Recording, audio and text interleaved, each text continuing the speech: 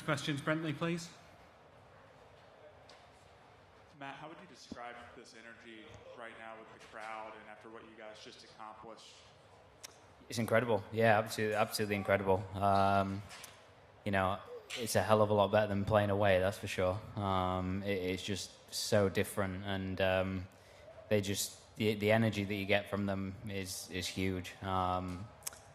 As I said after the round, it's one of the greatest days I've ever had on the golf course. Just from the moment we teed off and onwards, it was incredible. Go to Evan, please, left-hand side. Fitz, can you describe what the feeling that Rory gives you as a playing partner? Do you sort of feel bulletproof when you're standing beside him? What is that like to play with him? Yeah, 100%. You know, I mean, similar with any of the guys on the team. You know, you just feel better ball. Obviously, is new to me, but even if you hit a bad shot, you just feel, you know, particularly Rory, the guy next to you, they're going to save you effectively. You know, even if you're out of position. I just think it's a massive confidence boost. Gives you the freedom to hit better shots. You know, I spoke to Rory before we teed off today on what order he liked, and he just, you know, gave me the option. I felt like I could lead the way, and, you know, sort of try and hit the fairways first and give him some freedom. Just to follow that up, what did he say to you when you were on that run in the first 6 holes? Did he do anything or say anything that just made you feel like you could keep it going? Yeah, he just said sorry, it couldn't be more help. No, he was like just unbelievable. I mean, I made the putt for eagle on 5, and he was just stood there laughing. You know, he just said how good I was, and yeah, I mean, we dovetailed so well today. It really was perfect. On the left-hand side with Shane. Matt, would you have preferred in past Ryder Cups to be playing best ball rather than foursomes, or is it all the same to you? What are you more comfortable with? No, 100%. I just think it's a no-brainer from an experience standpoint. I think, my opinion, you've got to play your own ball before Sunday.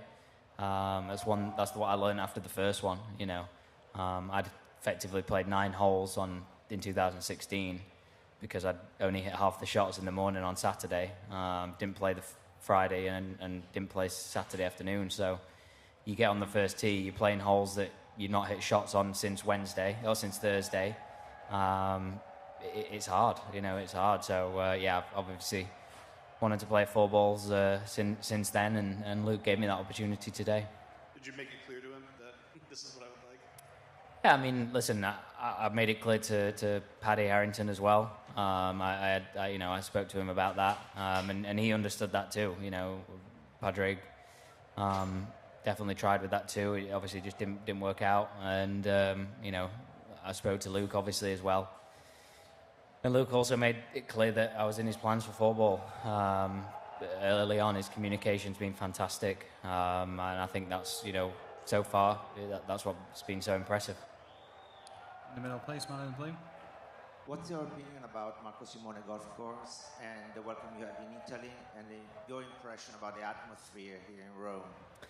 Golf course is great. Yeah, I think it really is. The more I play it, the more it grows on me. I think, you know, the layout's good test, some good birdie opportunities, some tough holes as well. Got to hit good shots, and you know, for me, I think the welcome, the fans, speaks for itself. It's, you know, it's been loud all day, and it's just it's incredible. You know, I'm a huge football fan, and it must be what it feels like week in, week out as a football player. Stand that mic with Anne, please. Hi, Matt. Can you talk about the effort of some of your teammates coming from behind to tie, and what does that mean about the effort for Team Europe? Unbelievable. You know, it really is unbelievable, and I think that's, you know, one thing that we talked about a lot is just, you know, it's not over till it's over, and you know, just keep pushing, and the boys did that. You know, those first 3 matches, they all got something out of it when they could have easily gone the other way, and it just makes a big difference. Andy, last question, please. Hi, Matt. I wonder if you could just talk to us on a personal level about when you were on that run, where you were absolutely sinking everything, what was going through your mind, how your confidence must have just rocketed from within. Yeah, absolutely. You know, I'd argue that was my best warm-up since I played US Open in 2022. So I felt comfortable on the range going into it, and obviously start those first 6 holes, just I was having goosebumps. You know, I made the putt and the crowd would be going crazy, and yeah, I just felt like as soon as I got on I felt like I was hitting it well, and I felt as soon as I got on the green, I had a chance. Didn't really matter where I was on the green, and you know, you have days like that. You have your days where it's the complete opposite, but you know, I was happy to take advantage of that today. Tonight's the night to buy a lottery ticket, right, as well? Maybe. Thanks, everyone. Matt, thanks for your time. Well done.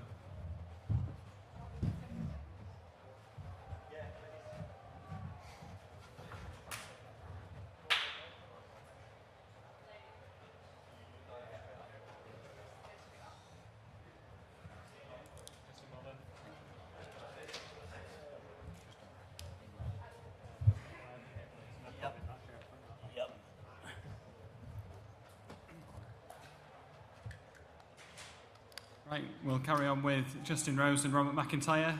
Justin, you've held some incredible putts in your career. Just where does that one rank among them? I mean, top.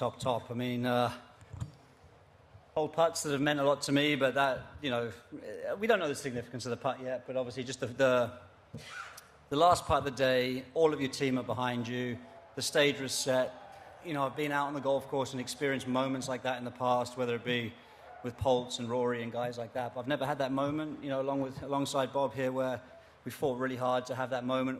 Obviously everybody's following your 4-ball, you're the last match on the course, and just to kind of enjoy that amphitheatre was incredible, and to knock one in, I kind of let it rip. It was fun. Yeah. Bob, your first taste of the Ryder Cup, just how was it? No, it was incredible. I've never walked off a driving range before, almost in tears. I knew what was coming. Thankfully hit a decent one off the first, but just, yeah, I mean, to have the crowd behind you the way it was, and to have Justin there to hang on to and manage to get a half point, it was everything I ever dreamed of. Next question with Cameron at the back, please. Justin, with that putt, you guys did not lose a match the whole day. Could you have imagined, you both watched what happened 2 years ago, could you have imagined quite this much of a reversal 2 years later? No, I probably couldn't have imagined that. You know, I felt definitely Europe were up against it for a period of time. Obviously, Team USA is strong, will be strong, will come out strong tomorrow. There's no complacency here. Today was an unbelievable day. I said to my caddy, come on, I don't want to be the only piece of red on that board. You know, and then obviously there were 2 other bits of red as well. And the 18th hole was incredibly kind to us, and the boys hold some unbelievable putts, and those 3 ties mean a lot, you know, just for moral victory as much as obviously keeping the score as spread as possible. Friendly, please. Justin, you've been a part of a lot of these teams, and when you look at the way the crowd's reacting right now, and you know, maybe some of the faces of the American players, and the fact that never before has the U.S. not won a point on the first day, how do you guys as a team with such a big lead try to keep that perspective, like, hey, if they could just as easily go out and do the same thing we did tomorrow?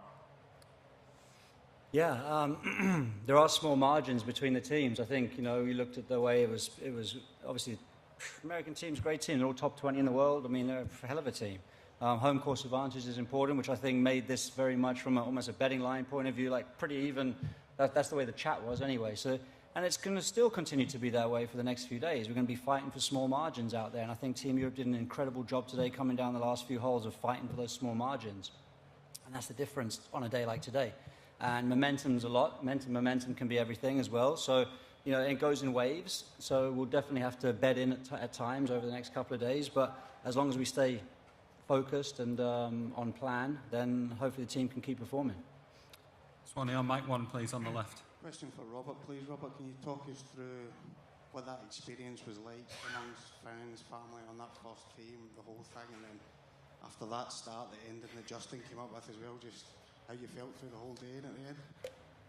Yeah, I mean, again, walking to that first tee, I didn't know. I mean, I'd been thinking about that for 3 weeks, that one tee shot, and I made sure I hit one last driver on the range and hit the shot I visioned myself hitting for the last 3 weeks, and I stepped up and absolutely roasted one down the middle. Shame I couldn't putt like that today, but it was it was everything I dreamed of it's the reason that I play golf. People were asking me at the start of the week if this is the reason you play golf, and I mean, now I've realised that this is the reason that I play golf. I mean, that was incredible out there. Even watching Justin hold that putt and hearing the crowd behind you. Obviously, we're on home soil just now, but that was. I don't get that feeling anywhere else. I mean, I play shinty and stuff, but that was on steroids. Ryan on mic 2, please. Justin, I'm not a lip reader. What were you saying on 18, and what were you trying to express? I think it was you and you and you and you and you. That's what I was saying. That's for all the boys, you know, just because everyone's in it together, you know. Made the putt because I had 10 people willing it in behind me, and it was it's for them as well. Martin, please. Mic 1. Justin, certainly in the early part of the round, you were getting Bob to come in and help you read the lines. Can you just talk me through the thinking there? Because I've got a cracking pair of feet. So I like the way, you know, Bob, these greens are really tricky in little spots, and there's a couple of little sections where there'll be a little left to right section, and then it might just change slope and go into a little right to left section. And I just kind of wanted Bob to reaffirm with his feet what I'm seeing with my eyes. And just, you know, felt like, I just needed that little bit of affirmation today. Sometimes, you know, it's funny, I haven't done that for a while either, and I haven't played with a partner for a while, and I think sometimes because you can ask, you do ask. But, you know, whenever I was slightly unsure, I did pull him in, and, I mean, cracking pair of feet. Right-hand side, please. A question for Justin. You know, Victor was one of the guys who had the most pressure on him before today. He came out swinging like many would have expected. You, as a senior member of the squad, how do you feel his position in the group has changed? Obviously, you weren't there last time, but you have seen how he's grown. And what's his place in the group right now? How do you feel he affects you guys? Victor turns from unassuming, sort of definitely one of the boys, has a lot of self-confidence but never center stage, to being absolutely beast mode on the golf course. And that's what I love about him. And I see a lot of stuff on social media. Never change, Victor. You know, and that is exactly how he is. He's not too big for his own mind in a way. Like he's a great kid still. But he's playing golf at the very highest level and enjoying it. So he's unbelievable. I mean, when you get on the first tee, I mean, just some of the shots he hits are, they're just proper golf shots. He's on it. He's on it like the best of them in the world, for sure. Kev, mic 2, please. Justin, you gave a little bit of a nod earlier to the role that home course advantage plays. Why does it play an advantage? Could you explain any parts of that? Yeah, I mean, it's just looking at history, it's played a surprisingly big role. And I don't know exactly why that is. I think it's just because the crowd keep you in it. They keep your head up, they keep you marching forward, they keep you grinding. Maybe just elite level sport is 1%. Maybe that is the difference. I mean, I don't know. I mean, but I'm surprised too exactly how much of a thing it is, and hoping it continues that way. But you know, there's some nice American support out there. It is good. Obviously, it's, I don't know what it is, 80-20, whatever it might be, or I don't know what the stats are, but. It's a nice vibe out there. You know, there's definitely a bit of both, and you can tell when the Americans are doing well. And so, I feel like it's you can definitely feed off the crowd one way or the other, for sure. Suzanne, please. Yes, Justin, congratulations, great fight. Tell me, how does that moment in this Ryder Cup compare with the other ones? And were there any other moments that were similar that you would put in the memory bank? Yeah, actually, it was a fairly similar putt to the one that I hold against Phil. You know, people remember the putt in 17 that I made, but obviously that only got me all square in the match, and then I went ahead and made about a 10-footer on 18 with a little right to left on it. And I knew there was a few lads who'd followed my match, a couple of the guys that had finished early, Rory, etc., etc. They were on the front left of the green. And I made that putt, and I kind of turned around to do something similar, and Phil was kind of, you know, right there, sort of obviously coming in because he had a putt on a similar line, I think. And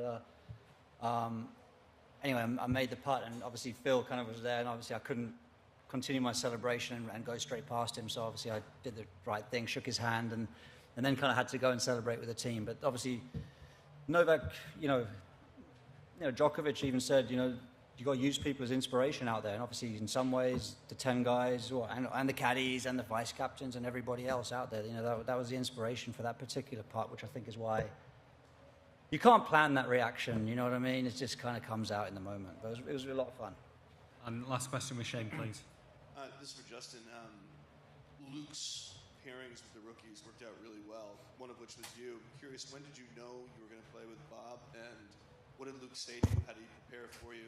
All that kind of stuff. I feel like it's been on the cards for a couple of weeks. I feel like we spent a bit of time around one another. We played when we came here for the practice trip. We played early in the week this week. So it's just been sort of like slowly, organically growing. But I think the idea had been in play for a couple of weeks, and I think Bob and I didn't get too into it or concerned or even give it too much thought really until about a couple of days ago.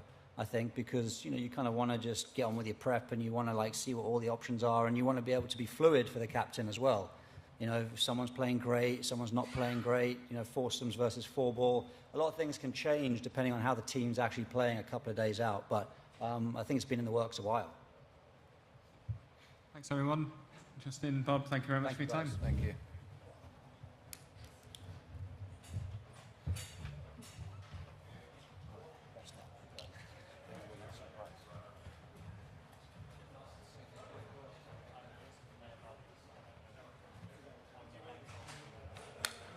Just on the green side.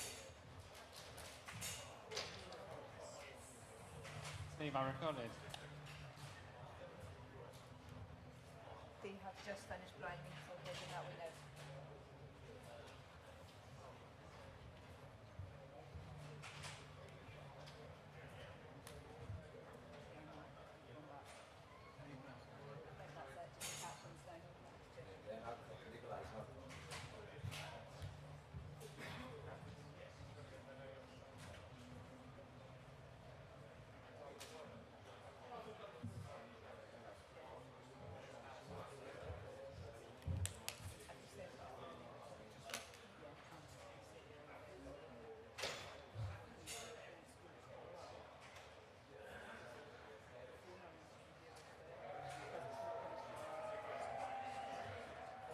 If you record it anyway.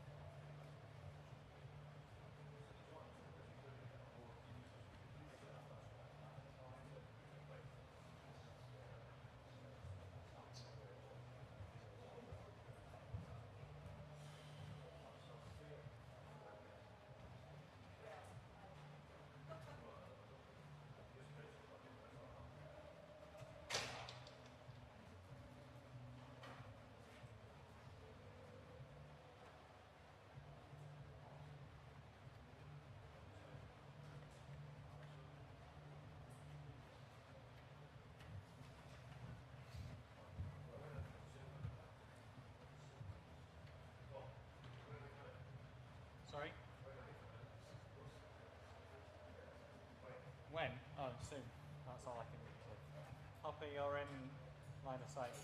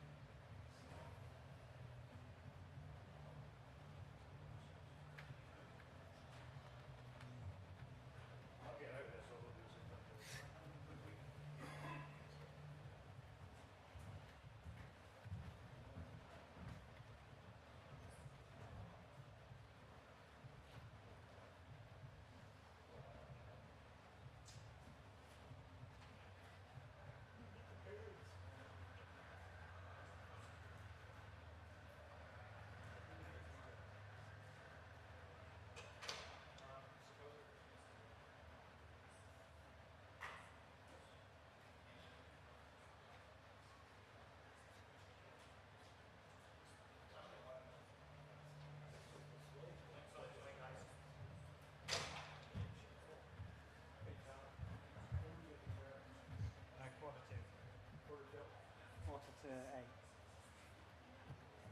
Quarter to 8.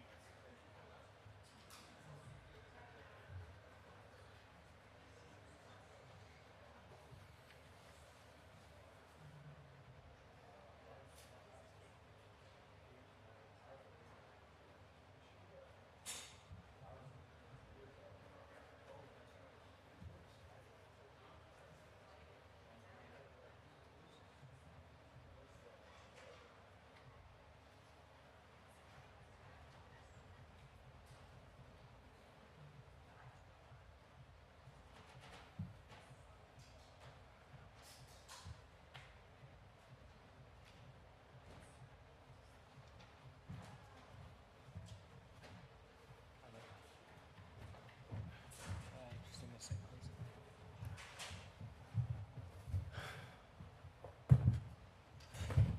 Good evening, everyone. I'm joined by European Ryder Cup captain Luke Donald here in the interview area at Marco Simone Golf and Country Club. Luke, an historic day for Team Europe. The first time Europe has won all 4 matches in the first session of a Ryder Cup, and the first time the United States has gone winless in a single day. Can you just give us your immediate reactions, please? Yeah, an unbelievable start. As you said, a historic day. But, you know, we want it to be a historic week. So, you know, the job is certainly not done. We'll celebrate an amazing day, but it'll be back tomorrow morning with the goal of trying to win tomorrow morning session. You know, that really will be getting our guys focused to be back in the saddle, so to speak. But what a day, and the guys are in a good spirit, as you can imagine. Go straight to questions. We'll start with Shane in the blue, please.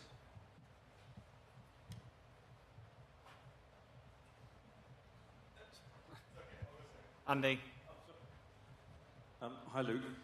Could you just talk us through, please, the emotions of the day for you? I mean, this morning it was all one-way traffic. This afternoon there was quite a lot of red on that board before it all came good. And then, as a secondary question, if I may ask, particularly about John Rahm, one of your huge characters, and that fight he put up at the end there.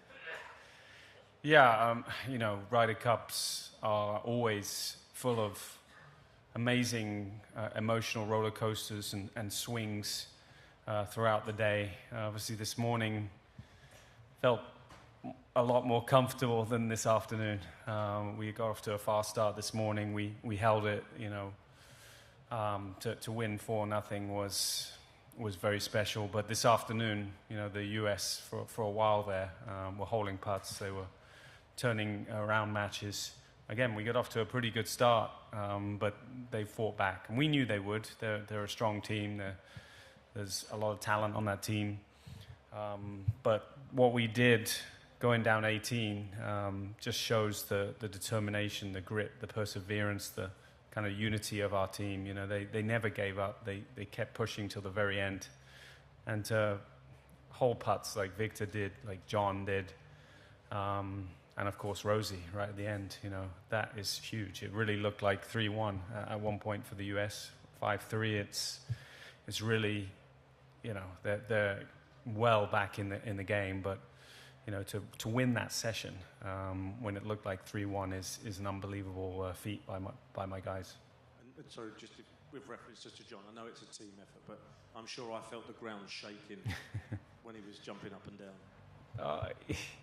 You know, he didn't celebrate too hard when it went in because he knew he did it a little hard and got away with it. But what a line. We were sitting right behind the green, myself, Shane, and a bunch of the guys, and we could see it tracking, and we knew it had a chance, and thank God he took the flag out because that might have bounced off the flag if it hadn't. Bradley, please. Luke, on a day like this, it's easy to point to every player contributing greatly, but when you look at the three superstars in your team, with Rory going 2-0 and Vic and Rahm obviously having the end of their matches that they did, can you just talk about just how big of a trump card it is to have those three guys on your team? Well, they are superstars. They're studs. You know, they're three of the top 4 players in the world. You need your superstars firing. You need them playing well. Without that, it's really an uphill battle. So they stepped up and did what they needed to do, and I was so proud of them. Kevin, please. Luke, it's been a while since we've had a close Ryder Cup. This one could still be close. We all hope that it's close for entertainment's sake. Why is it such an advantage for the home team at this moment? Well, I can only assume it's for 2 reasons. We obviously have a good say in the course setup. We look at statistics and try and fit the course, that we think will give us an advantage. And the home support, to have that energy, that passion from the crowd is big. It can lift you. Certainly, midway through the back 9, it got a bit quiet. You could tell that the energy had changed a little bit, and some of the guys that weren't playing in the afternoon, it was their job to look into the crowd's eyes and get the crowd going a bit, to get our guys over the line, which they did. So, that's huge when you're down and you have the crowd against you in a way. It's very hard to get that momentum back, but they helped us through this session for sure. Back right, please. Good evening, Luke. I know as others are saying you're widely going to focus on your team, but I wonder if you'd let us know how personally pleased you are for Matt Fitzpatrick, having had a personal Ryder Cup record of 0-5, and for him to do that in such amazing fashion. Yeah, I mean, it's a personal goal of mine to play him in a 4-ball. He'd only played at foursomes in the last 2 Ryder Cups and get him a point. And for Fitz, you could see the look in his eye on the first tee. He was so ready to get off to a good start. He was 6 under through 6 holes on his own ball. He was carrying Rory. Obviously, Rory played some good golf after that, and it was a real team effort. But it was so happy for Fitz. And I told him many times, you look at some guys that have struggled early in Ryder Cups in their career. Seve would have been one of them. If you trace back to his first 2 Ryder Cups, I think he made a point. Francesco had 2 half points in his first 2 Ryder Cups, went 5-0 in Paris. It was his time to start writing, the next chapter of his Ryder Cup history, and he started that today. Shane, please, in the middle. Luke, the rookie partnerships went about as well as they could. Can you provide some insight about why you put certain guys with certain rookies, Victor with Ludwig, Justin with Robert, and so on and so forth? Well, I think it's important. It's a big stage. It's nice to play at home, but that first tee, it's nerve-wracking. It's a pressure-packed situation. It's something they would never have experienced before. So to have someone with experience next to them that had been through it, to guide them through it, to help them, that was the goal, really. And Rosie did a great job with Bob. John did a great job with Nikolai. Victor and Ludwig and Shane and Sepp, all those guys that they played with are big characters and passionate. And, again, my goal this week was to make them feel like they belonged, that they had an opportunity to contribute this week, and their voice and their contribution was just as important as any other player. You in place, Mike, too? Look, you never seem a complacent person, but how do you guard against complacency with this team with such a big lead, or do you even have to, do you think? We won't. We'll enjoy the last hour and the celebration, but once I'm back at the hotel, we'll have a team meeting and we'll be back to business. And again, the goal tomorrow is to win the session in the morning. Like one on the left. Hi Luke, just wanted to give you a right of reply really, because Brooks Koepka's been stirring it up a little bit. I'm just reading a quote here about John Rahm. I want to hit a board and pout like John Rahm did, but it is what it is. Act like a child, but we're adults, move on. What was that in reference to? Presumably to his conduct on the course and perhaps his body language, but as far as you're concerned, he's acted very well today and produced the best moment of the day. Yeah, I mean, I certainly didn't see any of that. John was a big support system for Nikolai today, and obviously to hit a drive down 18 and hit it on the front of the green and make an eagle for a half, that's a lot of passion there. John's a passionate person, but I didn't see him acting any other way. Right, outside mic 3, please. Luke, you were the vice captain at Whistling Straits, where Victor made his debut. Now you're the captain, and 2 years later, how do you see his role in the team has changed since then? I think his confidence in himself has grown. He was a good ball striker in 2021, and when we played in Whistling Straits, his putting, his short game let him down. He told me he just wasn't.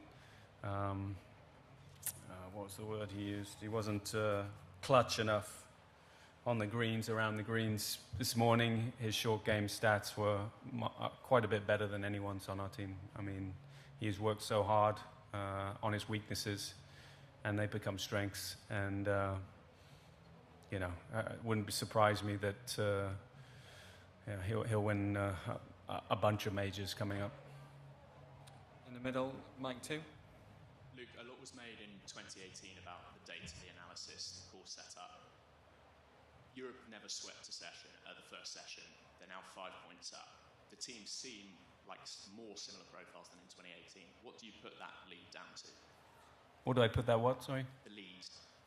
5-point lead. The lead? Team unity more than anything. These guys have each other's backs. They're 12 strong. There's no real hierarchy.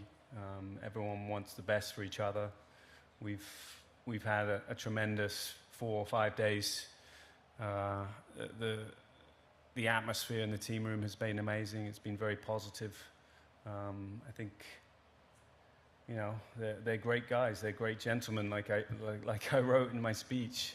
These are fine men that have put a lot of effort into this score, and it's showing. Final question from Dave, please. Yeah, Luke, with such a considerable lead, does that in any way change your thinking on lineups in terms of just the flexibility of having that ability to maybe rest guys some more, or change your philosophy in any way for the betterment of just... Of course, we'll be thinking about that.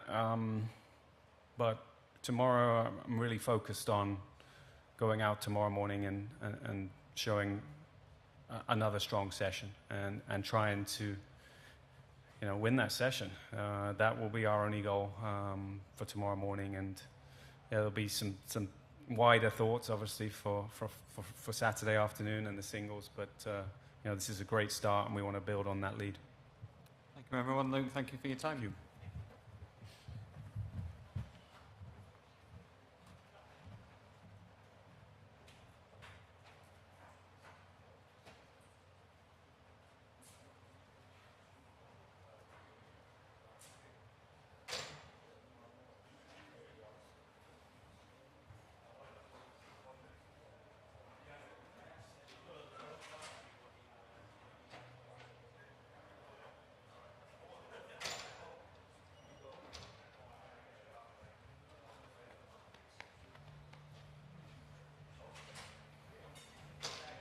Yes, I'm just going to go straight to questions, Shane. So do you want to? I'm just going to go straight to questions.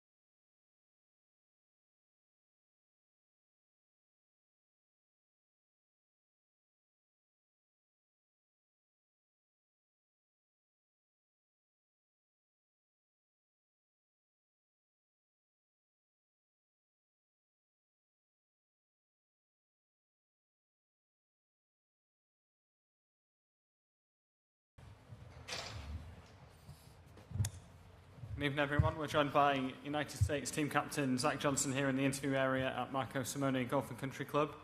Zach, we'll go straight to questions with Dave, please. Yeah, Dave.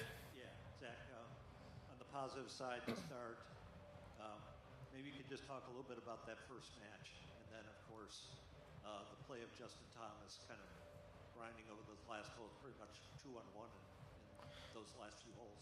Are you talking about the first match? Of the afternoon. Yeah, I mean, proud of those boys. I mean, the way they came out.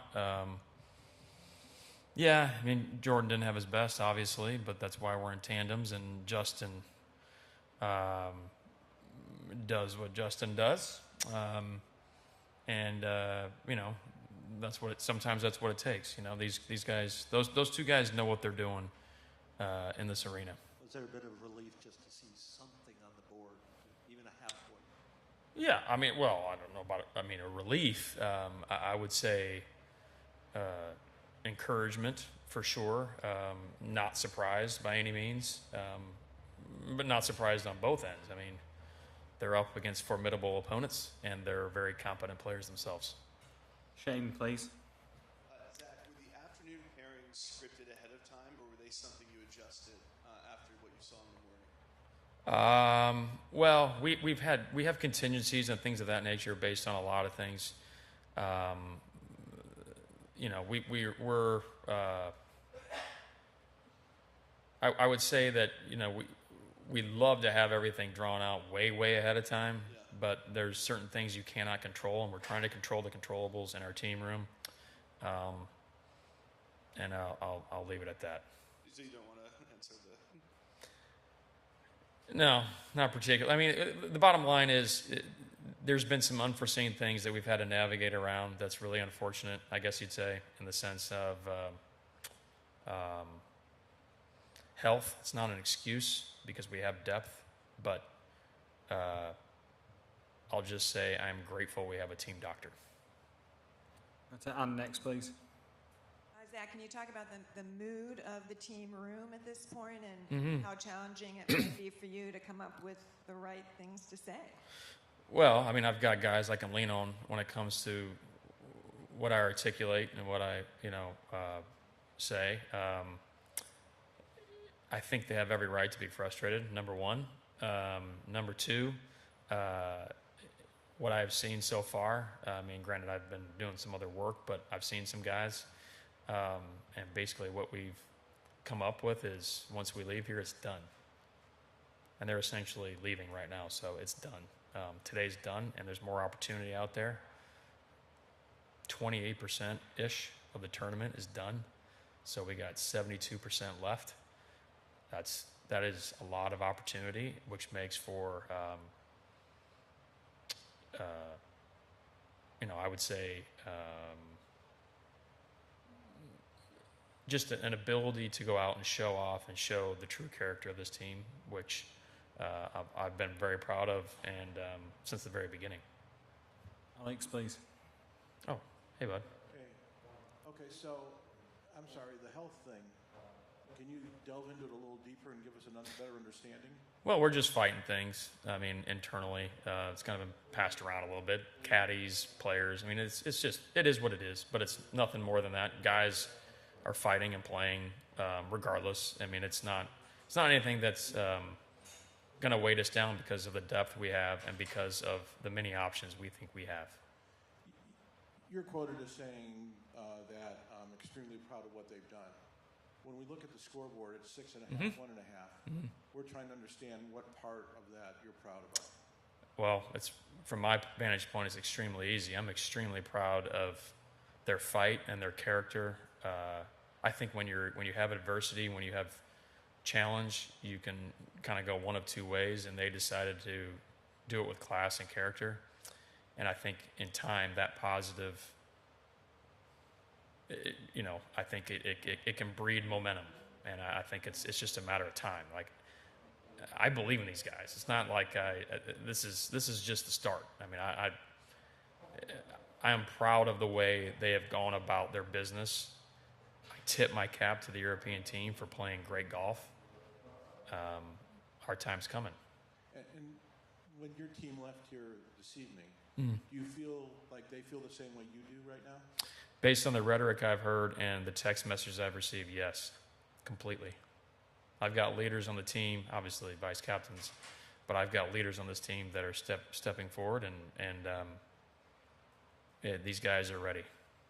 They're leaving it here. They're frustrated, certainly, but they're leaving it all here.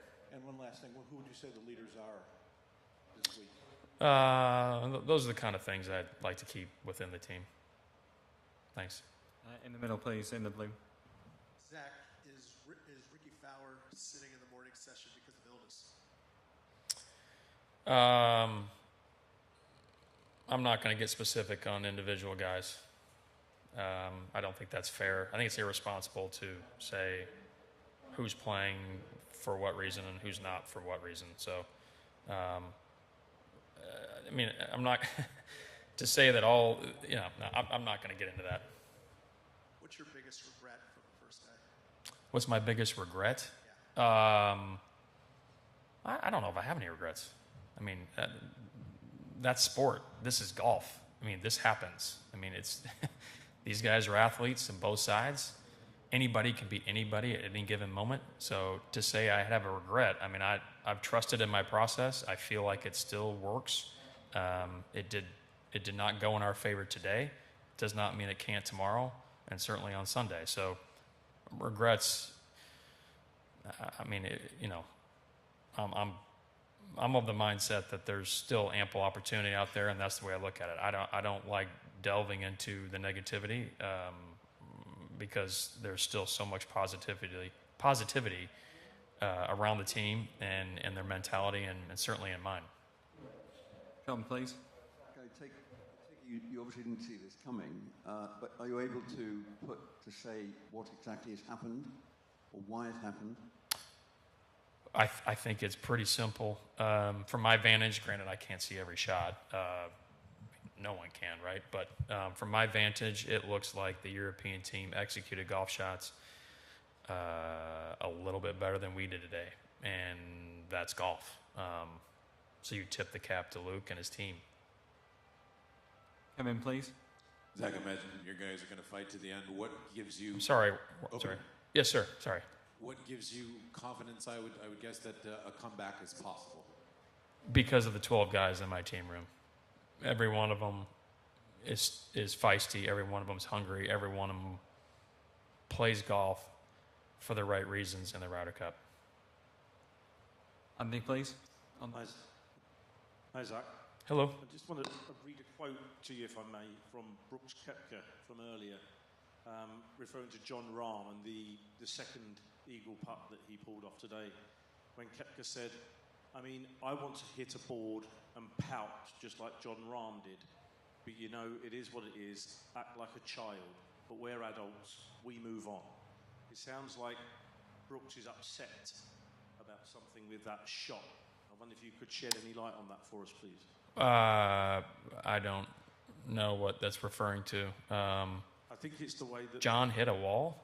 I think, I've had it explained to me, I think it's the way the ball was struck so hard, it hit the back of the hole, came up in the air and went in. It was kind of like a lucky shot. Oh. But Brooks seems to have taken it very hard. Oh, well, I mean, I'm sure Brooks is frustrated, like all 12 of us, 18 of us are frustrated with today and the result. The way I see it is John, were they one down going into that hole, right? Is that right? Yeah. Yes. Yeah, then they tied them out. And the only thing you probably can't do in that situation, because we had 2 birdie putts, was to leave it short. So he executed a shot, played the percentages properly, meaning he had to get it to the hole and the ball went in. Tip of the cap. Great putt. And sorry, may I just follow up? I know you've been talking about the health thing. I'm going to take a bit of a punt here, but is it kind of like a head cold thing? Because I've noticed quite a few of your players have been sniffling a lot in their press conferences this week. Yes, we've got some congestion and some just signs of things that are unfortunate. I mean, you know, it's one of those where, you know, sometimes the energy is probably a little low, but the ability and the desire to go out and play is still there. So That's what we're weighing. Every one of them still wants to play every match, which is encouraging. It's spreading through your team. It kind of has, yeah. I'm being honest. Yes, it has. It has spread through my team. Brian, please, on the left. Zach, just here. We all know about the mental and physical strains of playing in the Ryder Cup and being involved with it. A lot of your players though haven't competed for some time since the FedEx. Did you feel that had anything at all to do, possibly a little bit of rustiness this morning? Well, yeah. I mean, we did look at some of that. Those notions. It's one of those you can hash it out a number of different ways. We've seen success when you do play into big tournaments, whether it's a major or a Ryder Cup or whatever. We've seen success. Excuse me. We've also looked at it and found success with a lot of rest off. There's something to be said about rest and recovery and preparation too. So I don't know if it's fair to go one way or the other than that. That it's too subjective and too it's just impossible to really predict that. None of the players had actually said they weren't feeling 100%. None of the players who went out said they weren't feeling 100%. No. Physically? Yeah. Or mentally even. Oh no, they were. You mean before the week started? Yeah. No, they were they were all hungry and ready. Still are. And we'll finish with Kevin at the back. Zach, sorry, up here again. Yeah. Luke was in here earlier. He said, obviously, being having the home field advantage, one of the things you do is try to set up the course to your strengths. Curious of what you thought about this setup today, being the opposing team, or the away team. Well, the setup is basically what we saw 2 and a half weeks ago. And when we left 2.5 weeks ago, our guys loved it. And when we got here this week, the setup was extremely similar.